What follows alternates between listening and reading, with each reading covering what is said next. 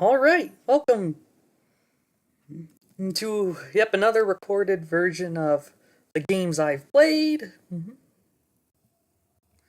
And yeah, I'm glad to be back. No webcam this time, but yeah, I'm still trying to experiment with, what new thumbnails will look like aside from, just the generic blank background you got here.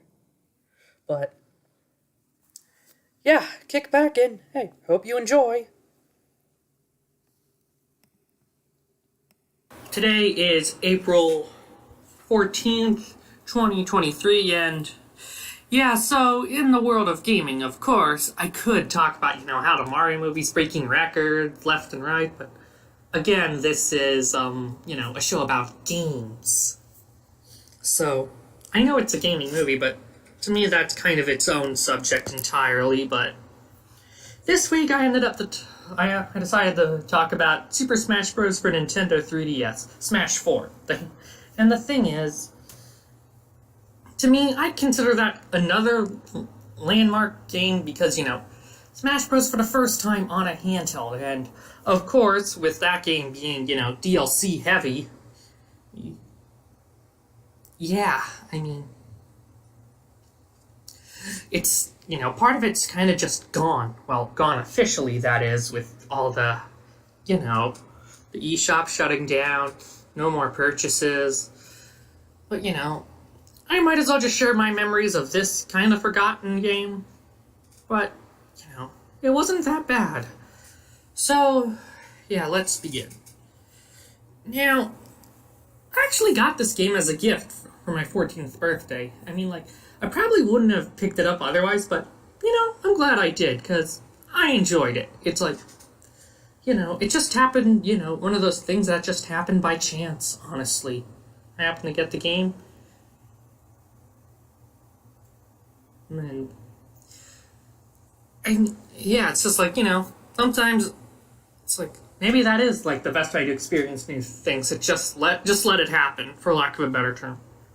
Now, of course, I've played Smash Bros. Games beforehand.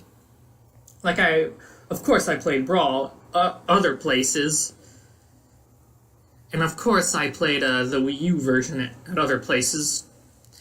But the thing is, I was mostly used to and accustomed to Brawl, and yeah, Brawl, of course, the controls, the most common controls, I think, would be the sideways Wiimote, and yeah, that's the thing.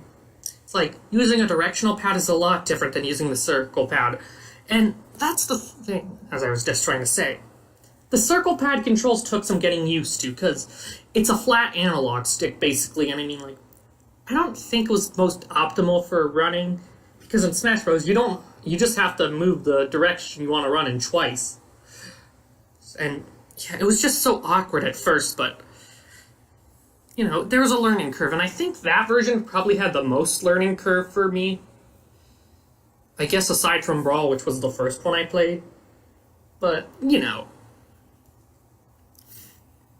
when I first got the game, one of the things that I kind of picked up on early was how there were a lot of default characters. Maybe too many. Yeah, got good old Mario Wiki pulled up here.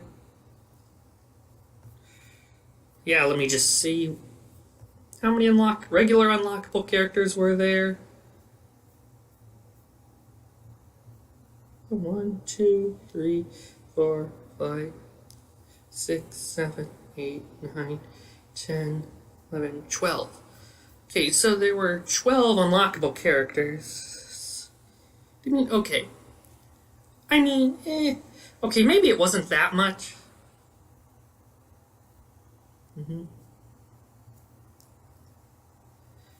Yeah.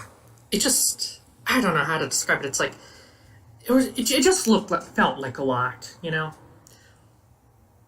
But then again, of course, with Ultimate, it did a complete 180 where every character I think you gotta unlock again. And honestly, that's kind of my personal preference. More unlocks give me more incentive to play the game.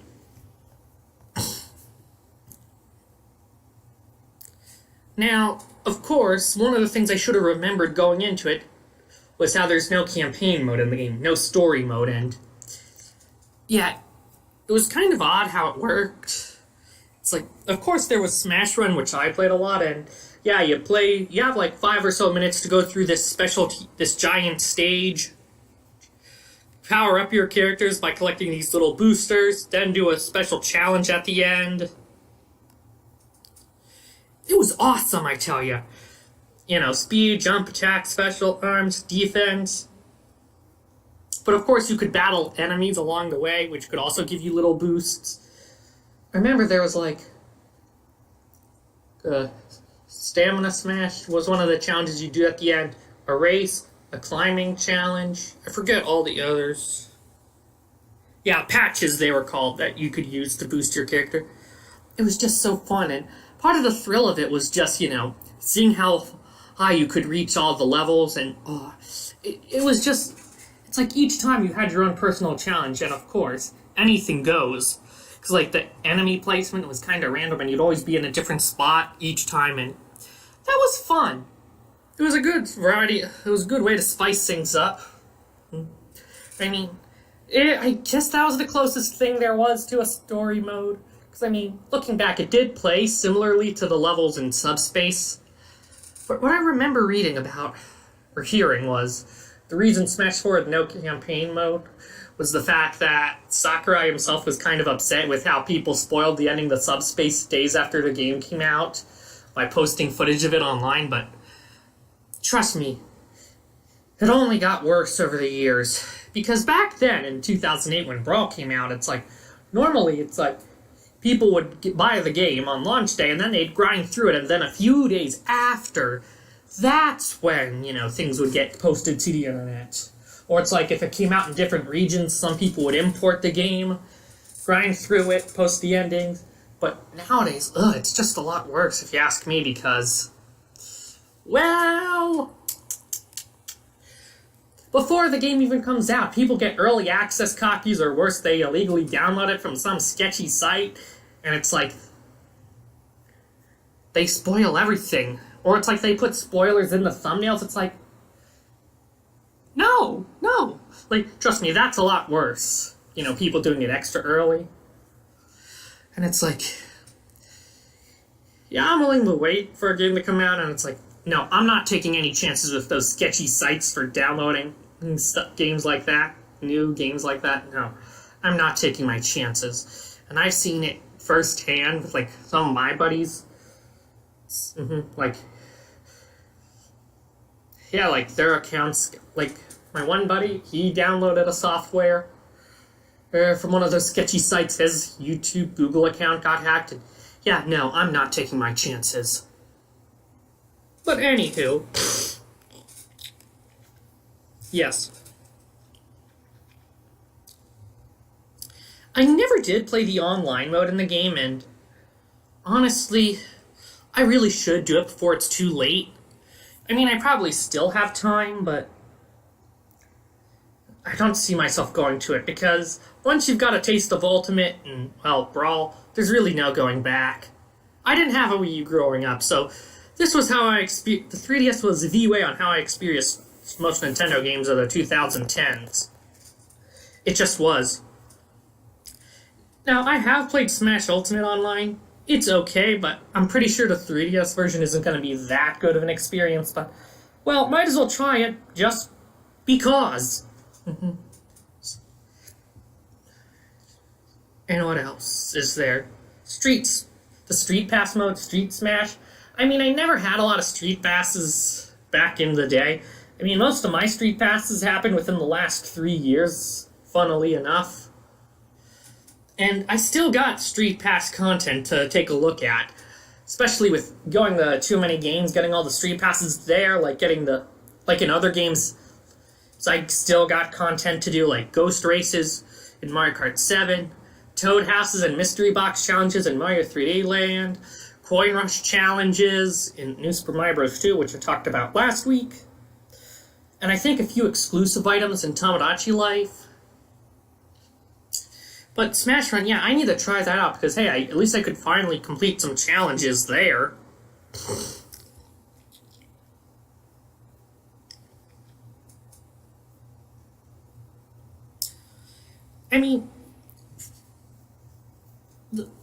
Now, when I first got the game, I found it was pretty difficult, especially with that learning curve. Of course, in the store, I played that little kiosk demo, which was nice, and it did justice for what the game was about in a small factor, which was always welcome.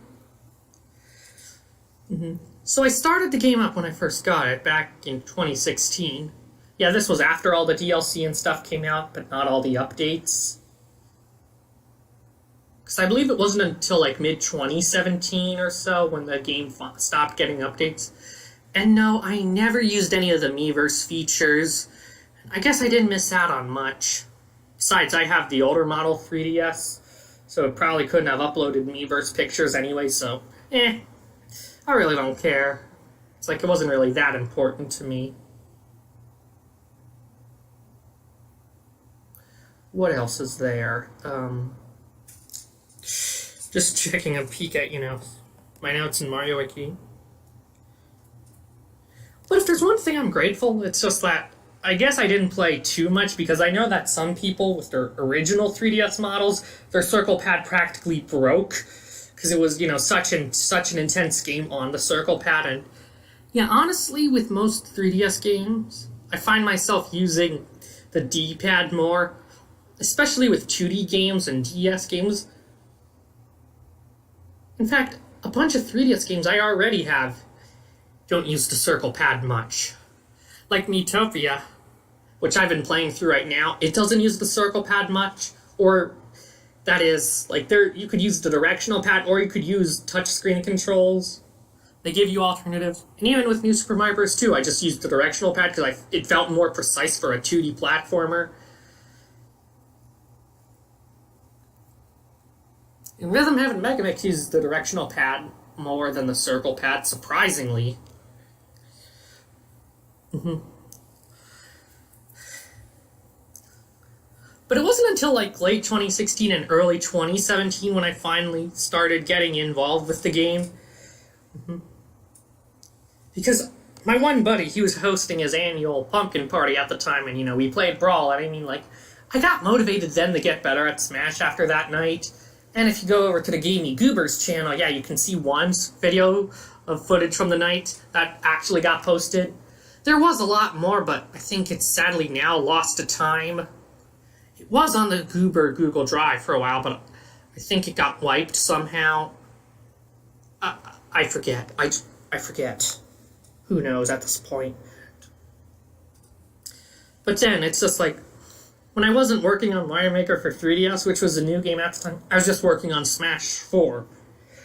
And one of the crazier modes, Classic Mode. Oh man. That was a real test of skill of the game. And oh man. Of course it ended with the Master Hand and Crazy Hand battle. But to my surprise, oh boy, Master Core. Ugh. That thing was a nasty surprise, and that took me a while to beat. That thing, it's just some psychotic abomination beyond your wildest imagination. Yeah, it's like 1 minute you'll be fighting Master Hand and Crazy Hand, but if you have your intensity set up to a certain difficulty, everything just, all chaos breaks loose, to put it nicely. And it's like, I somehow couldn't figure out how to beat Master Core for the longest time, but then it was 7.0 intensity. I was playing as Yoshi, and that's somehow when I managed to beat Master Core, and man, what an experience that was.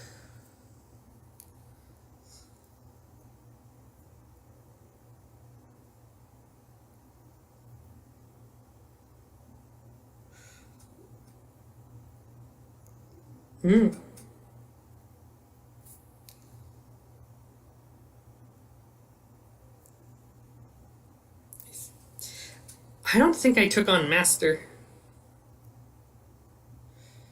I don't recall taking on Master Giant, like it says here on Mario Wiki, but I do remember Master Beast, Master Edges, Master Shadow, Master Fortress, but the Master Core itself, Oh man. It was something, I tell ya.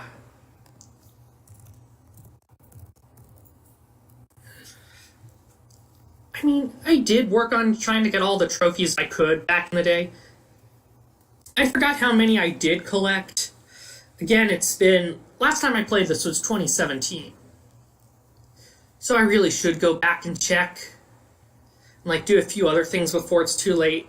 I know I missed out on the DLC, but I could live without it. And I'm pretty sure there are other ways to get it.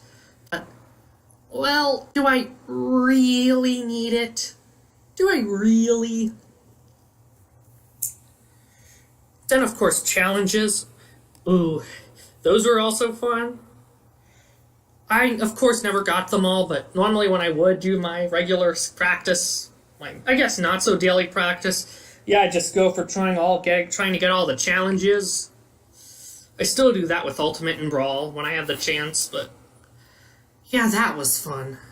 But challenging, I know I technically could just clear out some of the more annoying ones with the golden hammer. But honestly, nah. Yeah, I'd rather save the golden hammers. But oh man, getting the golden hammer and listening to that 8-bit golden hammer theme from Wrecking Crew, that was always a fun reward. But even the regular hammer itself in battle, that was fun. And of course, another fun item addition was the Master Ball. Once, oh, for those that don't know, instead of just launching out a regular Pokemon like the regular Pokeball did, no, the Master Ball would give you a legendary or mythical Pokemon, and that was fun. But I wouldn't exactly call myself a casual because when it comes down to how I play the game, it's like no, I try completing everything. So I guess you could say I'm more of a completionist in that sense. It's like no, I try to complete my games 100% if I can. Every last nook and cranny explored. And I mean, like, I wouldn't consider myself to 100% a Smash Bros. Game until I get, like, all the trophies, or in this case, or spirits, or, all the challenges. I still technically haven't 100% beat Subspace, but it's close enough. At 90-something. Close enough, I guess.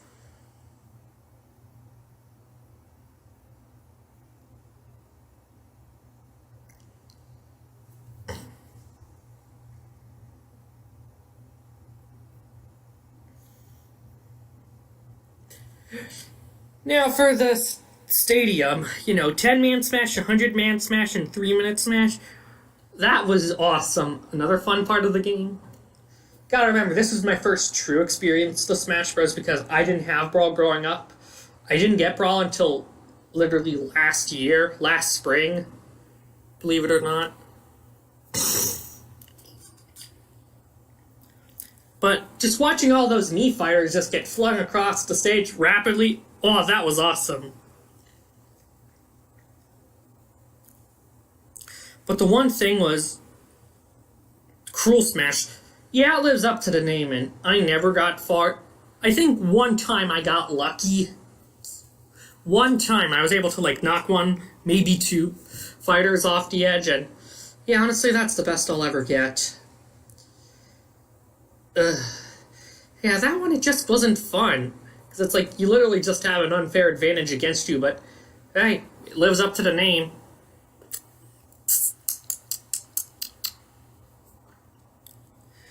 And of course, with 3-minute smash and endless smash, I think there were some challenges where you had to get, a certain amount. But honestly, that was pretty fun.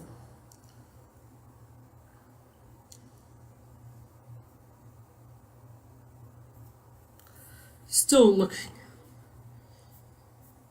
I know there are, let me just check. I'm pretty sure there were challenges that required online play. I know in Ultimate there was, but yeah, I have to check. Oh, I guess there weren't. So I guess I didn't miss anything there. But it's kind of sad because Smash for 3DS, and technically the Wii U version, It's like they're the last Smash Bros. Games to officially support free online play. Yeah, we're not counting Brawl with WiiFi. I didn't test Brawl with WiiFi yet. And yeah, it's not one of my priorities. But, free online play. Of course, Smash Bros. Online isn't the sharpest, but hey, at least then it was free, so, well, you literally got what you paid for, and you know what? That was okay, I guess. I guess, like, and it was a fun game, and it shouldn't just be looked down upon or aside because it's on the 3DS older hardware, and yeah, let's be real. When Smash Ultimate came out, yeah, handheld Smash, yeah, Ultimate made this game very obsolete because Ultimate kind of just had everything but better. In fact, even the graphics and visual are kind of all the same. It's like there's really not much change, and that's, well, the way it is, the way it's kind of always been.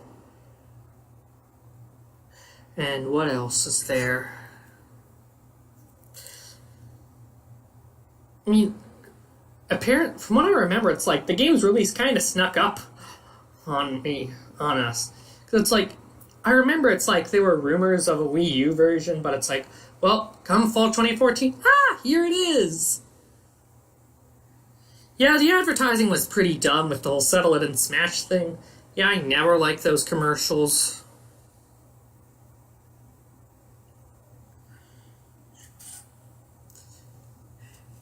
But, oh, there's really not much else I can think of based on memories. But since I did all that practice, I mean, it did translate into other skills in Smash Bros. Like, of course, I was able to do pretty good at Brawl later on. But then, of course, but it wasn't really until Smash Ultimate came out that I finally started getting some skill at Smash Bros. But hey, Smash for 3DS, hey, it was a good starting point, and hey, it was a good way of practicing and training, especially since I didn't have Brawl at the time.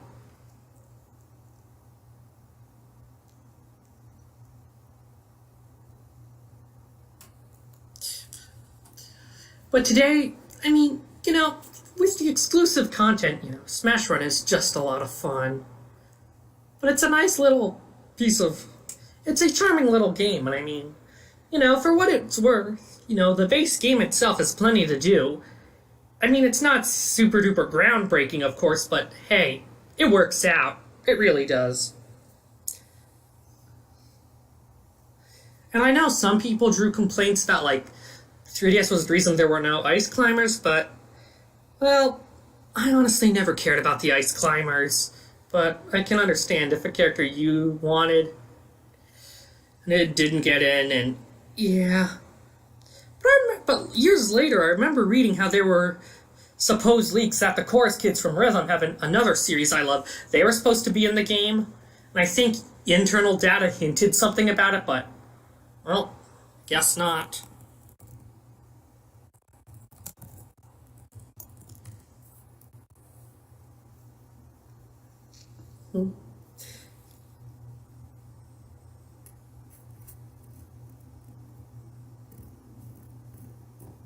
Yeah. I mean, like, yeah, leaks have changed a lot over the years.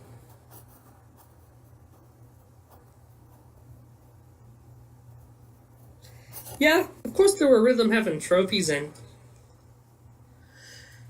I mean, it wasn't until, like, after I stopped playing, like, right after I stopped playing Smash for 3DS that I got into Rhythm Heaven, and I mean, I think once afterwards, I went back and looked at the Rhythm Heaven trophies, but in Smash Run, it was pretty cool to see the sneaky spirits looking back.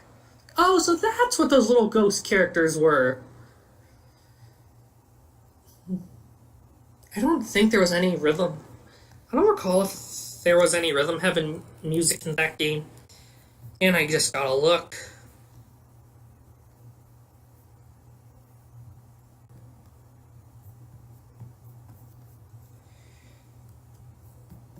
And I never used any of the amiibos, but then again, if I had any amiibos, I really wouldn't want to take them out of the box because, they're collector's items.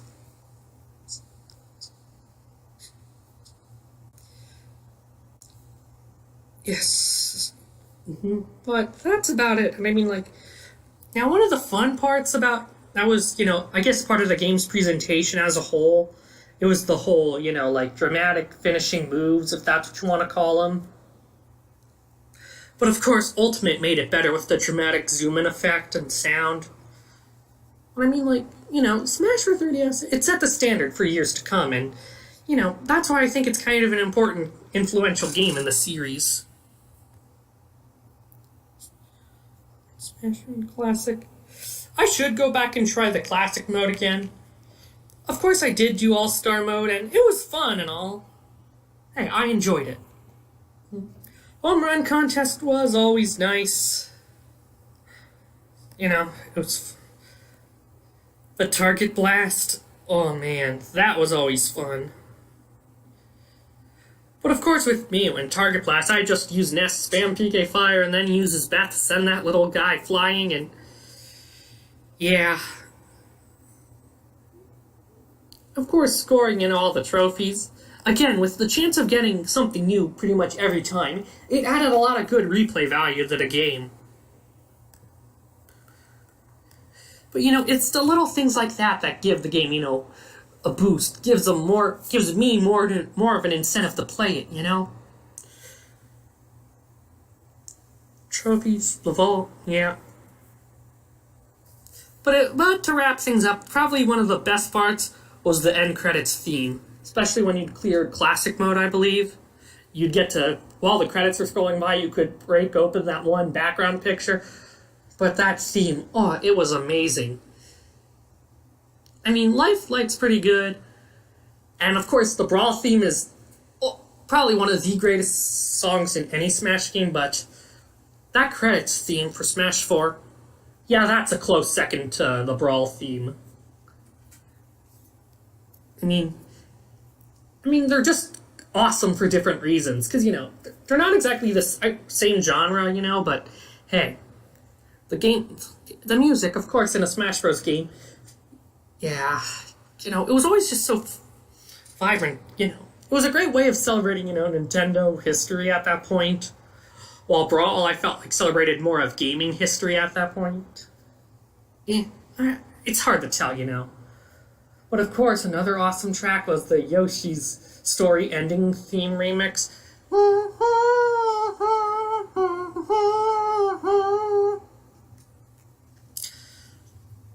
I mean, like, I don't know, it's like, I don't know how to describe it with some of these songs. It's like, they just admit good feelings or good memories in you. Or did they just take it back to good times, I don't know how else to put it. But I mean, like, of course, I missed out on the game's, heyday when it was still getting most updates and DLC, but you know what? I enjoyed it, and again, just try it yourself, especially Smash Run. I mean, it's a good way to sharpen your skills, and hey, powering up is fun.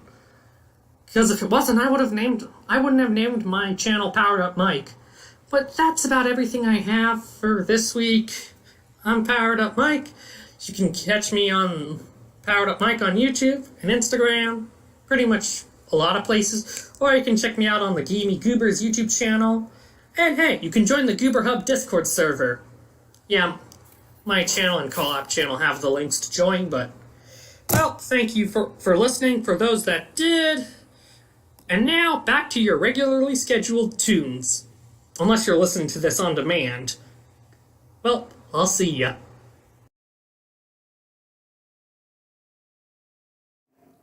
Again, thank you to those who tuned in this week. And, well, whenever the next video may be, once again, thank you, and till then, bye-bye.